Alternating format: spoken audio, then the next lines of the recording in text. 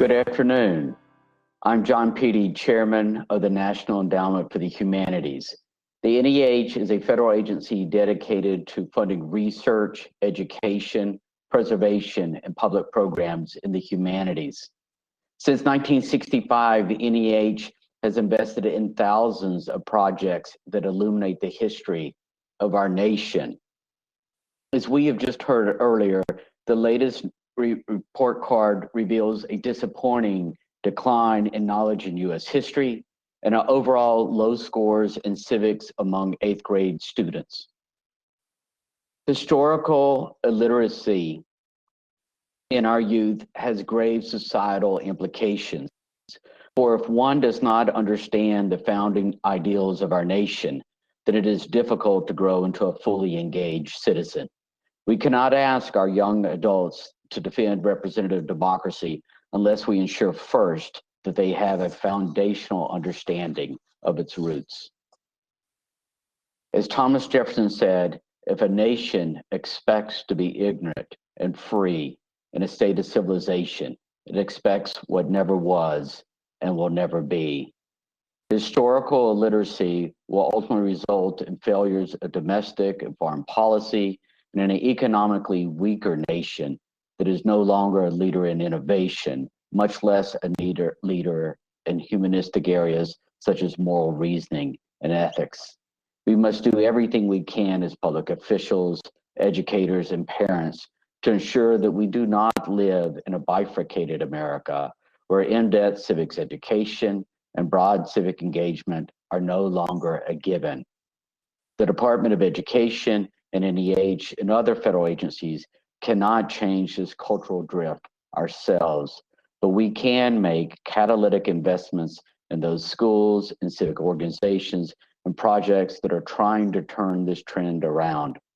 As our nation approaches its 250th anniversary in 2026, NEH is devoting substantial resources to our new grant program, A More Perfect Union, and to the history and civics grants highlighted today.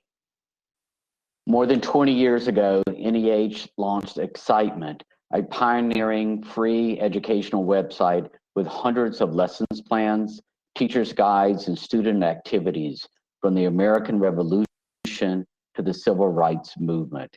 It is used by more than 1.5 million teachers and homeschool parents each year. More than 500,000 students participate in National History Day annually, a program that NEH has supported since 1977. Connecting students to primary source materials, the program fires the imagination and strengthens the intellect of its participants. NEH is also a strong supporter of iCivics. Founded by retired Supreme Court Justice Sandra Day O'Connor, iCivics offers online lesson plans and educational games that make learning about government interesting and fun. Last year, NEH and the Department of Education awarded $650,000 to iCivics to support the development of a new roadmap for history and civics education. NEH has helped to preserve Native American languages and cultures through the support of dictionaries, archives, and programming at tribal institutions. Native American history is a crucial element of our national story. NEH also funds discussion groups, oral history projects, and other educational programming to help the general public learn from military veterans and to aid their transition back into civilian life. This year also marks the 100th anniversary of women winning the right to vote in the United States. NEH is highlighting the 19th Amendment by funding a series of 26 short films about extraordinary American women. We also funded a forthcoming documentary film on the suffrage movement to air on PBS. In all of this, NEH is inspired by the words of Abraham Lincoln, who rightfully claimed that our nation is the last best hope of Earth. From preserving the papers of the founders to presenting the speeches of Martin Luther King Jr. NEH is helping Americans of all ages learn about our nation's remarkable history.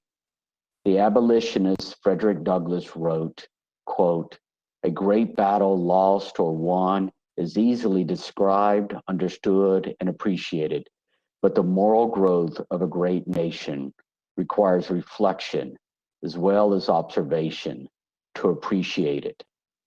It is our duty to support the moral and intellectual growth of our youth, to point the way for the next generation of Americans so that they too can live meaningful, impactful, fulfilling lives."